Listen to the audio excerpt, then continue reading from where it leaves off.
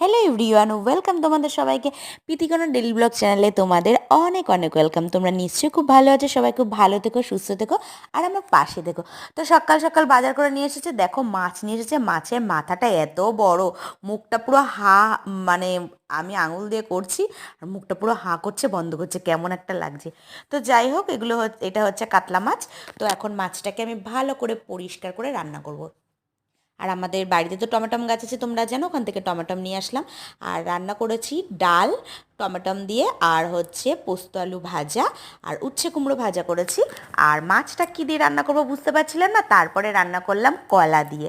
তো এখন তো গরম পড়ে গেছে, তো ওই জন্য টমেটো ডালটাও পাতলা করে করেছি। ভাজাটা তারপরে তিতো এগুলো খাওয়া ভালো, উচ্ছে ভাজা। আর দেখো এখন কলা দিয়ে আমি জিরে আদা দিয়ে একদম লাইট করে মাছের ঝোল বানালাম আজ দুপুরবেলা।